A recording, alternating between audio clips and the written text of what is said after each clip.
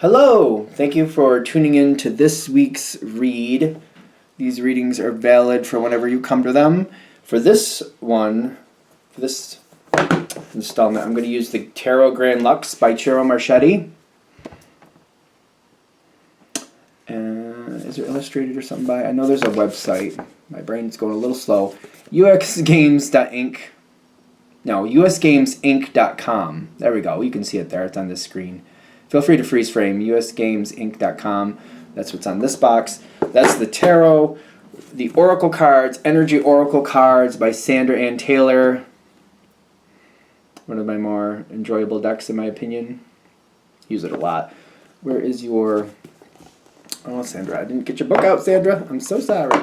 HayHouse.com. I believe it's on the bottom. There's also HayHouseRadio.com. But HayHouse.com. If you search Sandra Ann Taylor, you'll find it. Are these the websites? Yeah. So here's more information. If you're interested, feel free to freeze frame and check that out if you're interested. I also use dice. I use a 22-sided dice for the major arcana. I substitute 22 for 0 for the Fool. And I use a 14-sided dice for the minor arcana, and I use a 4-sided dice to choose the element to match up with that. They are from here. The ones I currently use are from here. The Dice Shop, I think it says Math Art Fun. Can't read it. Math Art Fun, is that what it says? mathartfun.com, if you want to check that out. Hopefully you can read that if you want to read that. Alright, with that being said, if you'd like a reading from me, shoot me an email, jamesforastral@gmail.com. That's James the number 4, astral@gmail.com. If you're interested in the donation information, that's below, same email. And let's go on to your reading. Hello, Sagittarius. Thank you very much for tuning into this week's read. These readings are valid for when you come to them. That being said, what do we have for Sagittarius? Interesting. My first thought is there's a block, but everything is going really well. So that's curious. So is this one of those times that it's okay? Is it okay? Alright, there's only a little bit.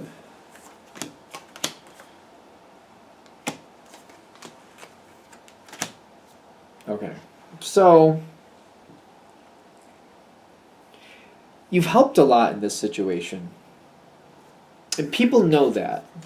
So the first thing I'm getting is you've helped a lot here and people know that. Whatever this situation is we're dealing with, you've helped a lot.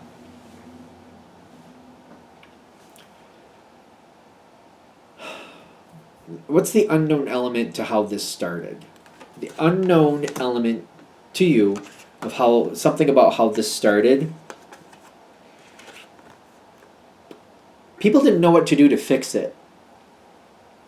They wanted to fix it, they didn't know what to do. They were afraid that this whole situation was going to fail. In some respect, they thought it was going to fail. I don't think you knew that going into this. That a lot was riding on you. I almost feel like whoever pulled you in on this was kind of like, I think it's going to tank anyway, so let's see what Sag could do. I mean, can't get any worse. And then you pulled it right forward. You made this. You did it. I don't think they knew how capable you were. They knew you were pretty good, but they didn't think you could pull off whatever you pulled off, just to be fair. They didn't really think you could pull it off. And you proved to them not only can you, but you can go a lot farther than that. So this is one of the things with good luck with Sag. You guys do things that people don't think can happen. And then you're just like, well, I guess I'm just going to go for it. And if there's a way, you make it happen.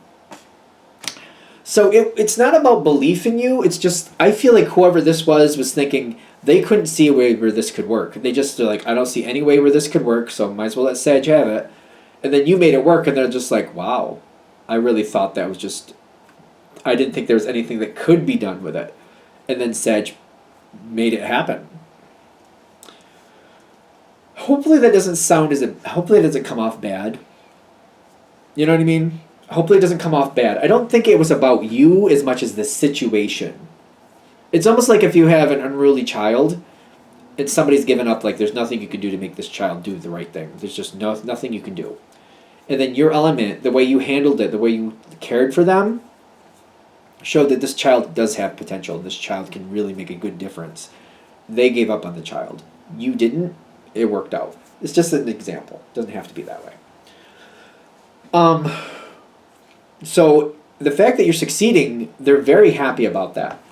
They're very, very happy about that. Very happy. It's hard for them a little bit to admit that they were not the right person to fix it too. That might be another piece of this. Take that with a grain of salt. It may be very, very difficult for them to admit that. So they might not be giving you the praise that you actually deserve because they don't like admitting that you could do something that they couldn't. It might be, some people have that hang up. You know what I mean? And the current energy, again, very good. Very good. You got the Sun card. This is the best it could have worked out. It's great. It's working out wonderfully. But it's also stuck. Because you need to make changes. This is part of how Sag is successful. You make changes. You do things differently. You try this, you try that. Things constantly have to go in an ebb and flow. Nothing is overly static. It's just like things are always changing. Things are always changing. Things are always changing. I don't know if I'm going to say this right. Everything she touches, she changes. Everything she changes, she touches. I think I said that wrong. She touches everything she changes. Everything she touches changes. I'm saying it wrong. I know I'm saying it wrong. Everything she touches changes. Everything that changes, she touches. Something. I'm saying it wrong. I know I'm saying it wrong. But like, it doesn't have to be caught up in a gender either. But like, somebody is like stopping you, even though clearly this is why this situation is working. But somebody is stopping you from doing what you need to do. And I'm getting like, this is not how this should be working. Things need to change, but it's kind of like people don't realize that that was part of the terms they signed up for with you. This is why things are stagnating. Because they think, okay, you made it work, now we're going to make it stay like this. And it's kind of like, no, that's not how this works. The fact that you let me change things, that's why things work. Because you have to keep changing. This isn't just always going to stay the same. It's just not going to always stay the same. It's kind of like when you have a pet. The pet, when they're very little, you handle them one way. When they get middle age, you handle them another. When they get older, you handle them another. As the situation progresses and changes, you have to change how you handle the situation. You know what I mean? That's just how it works. And somebody's not getting that with you. And you're like, I don't understand why they're not getting it. Look, this is clearly why I'm here. Why are they not getting it? And I do feel like it's creating a bit of frustration for you. It's creating a bit of frustration for you, kind of like, this is why I'm here. Like, why are you in my way now? How come you let me get this far and you let me do what I was doing and it was successful? Why are you getting in my way now? They seem to have this idea like you hit a certain level, then we're going to lock it in, this is how it stays. This is not how this works. They don't get it. They don't get it. They don't get it. So hopefully that's helpful. What else you don't know? There's a lot of you don't know what's going on here. Ooh, you got help. You got help. Now, let me know in the comments if I'm wrong. I do not think of Sagittarius as somebody who likes conflict or confrontation. I could be wrong. Most Sagittarian energy that I come across, they go from one to the next. They're very good, but they're not. They will do it. They will stand up for themselves. I'm not saying you won't. But I don't really think of Sag as going towards the conflict. I feel like Sag is like, if we can work it out, let's do it peacefully. If we can't, then I'll have to deal with it, then I do. Then if it's right in front of me and I have to deal with it, then I will. But I don't feel Sag like really like I don't feel them as like the fighter, like they don't like to fight, they will. They don't like look for it. They don't look for it is what I should say. Maybe I hope I'm saying that right. Sag to me is a more peaceful, fun-loving energy. If we can get along and have a good time, let's be productive, but why not get along while we do it? That's how I interpret Sag, but again, in the comments, let me know if I'm wrong. The reason I'm laughing is because you got somebody helping you. Somebody's going to step in here, and like this card is telling me like it's not going to be the funnest moment. I don't think they're going to be bad for you because again, I see it as an ally for you, but somebody else is going to get a little bit kind of like, listen, let Sag do what they need to do, get out of their way. They're not going to be very nice about it. Somebody going to your benefit, but I feel like the way they're doing it may not be, because kind of like, again, I think of Sag like, hey, if we can get along, let's get along. I don't want to live in a war zone. If I have to, yes, I will, but I prefer we get along. Can't we just get along? Let's do our best to get along first. This energy's not about that. They're like, nope, this is stupid. Nope. Just, nope. Again, that's just how I see Sag. Let me know in the comments if I'm wrong. Don't let this overstress you. Because one of the reasons I feel like you're not gonna like this is because it stays difficult for a while. This energy, this energy is not gonna back down for a while, and they're gonna constantly challenge the situation. Like, stop getting in Sag's way. Let Sag do what needs to be done. Are you getting in Sag's way again? Knock it off. And I feel like they're very much about it. They're very much about it. Okay. This next part, again, it's gonna take a minute. It's gonna go on for at least 2 or 3 months. At least 2 or 3 months. I feel like we have this stage where it's going like this for a while. And then this next part is like, don't let it hold you down. Don't let it hold you down. If somebody else is gonna say stuff and they're gonna do what they're gonna do, roll with it in the moment. Just roll with it in the moment. Don't let it hold you down. You are not responsible for how this other person handles things. It does seem like it's necessary. I'm not going to say it's going to be perfect every time, because I feel like it's going to be outside the lines a little bit, and you're going to be like, oh, I don't think we needed to go that far with it. They're in control of their own experience. Just do what you do best, and I wouldn't try to police that attitude. I would just kind of like, all right, I got things to do. Let me do what I need to do to keep this moving. Let other people handle what they're going to do. Let other people police themselves. Don't let it hold you down. Because I feel like a couple times I'm going to be like, oh, I don't want them doing that. Do I have to be a part of that to actually mediate this? Because I don't really want to do it. I don't feel like you have to be a mediator. Don't make yourself the mediator. And I think that's what this is saying. Don't do that to yourself. Don't make yourself the mediator. You don't have to. This will work out on its own. You don't have to do that. Take it with a grain of salt. The advice, what to do, is in the appropriate moments, probably more one-on-one, probably, take it with a grain of salt, point out what you don't like and how you would like things to go. The Envy card is a very interesting card, in my opinion. Now, it's all about how you handle the situation. I don't think it's bad when you see somebody have something and you're like, oh, I wish that was mine too. As long as you can add the two and you don't discount somebody else's, like, oh, okay, say they have a really nice house. Oh, I wish I had that too. Not instead of like, I wish I had that instead of them. That's the trick with this one. I wish I had that instead of them, or feeling like I deserve that more than them. We don't need to go that way. Looking at a situation and going, I wish it was more this way, and kind of expressing, not like I wish it went more this way instead of it going that way for them. I wish it was going this way for me instead of that way for them. Just be careful of this energy. It's kind of like, I wish people had this type of attitude, or I wish this, or I wish that. Be careful of that. It's good to look at it and go, I rather this was more peaceful, and kind of expressing that in a certain way, because I get that there's going to be some energy here where, like, I wish I didn't have to deal with this conflict, or I wish this wasn't this difficult, or I wish I didn't have to deal with this anymore. Be aware of your feelings, but then pay attention to how you're coming across with it. Because I do feel like you're going to explain how you feel. Be aware of how you feel. This Envy card, there's something more with it. Like, it doesn't have to be a bad thing, but it's kind of like the situation might get a little bit uncomfortable for a while. And it's kind of like, I wish I had a simpler life type energy coming in. Things are going to change. This isn't going to last forever. Other people might not like the way you're handling something, and there might be envy towards you. Be aware of that. Don't buy into the envy energy. That's where I'm trying to get with this. Other people might be envying you. I feel like you might easily look at this like, yeah, but they don't know what I have to go through to get what I'm getting. Don't play into the envy. Redirect it. Mute it out. And kind of like, if somebody's like, oh, I wish I had it as easy as you do, Sag.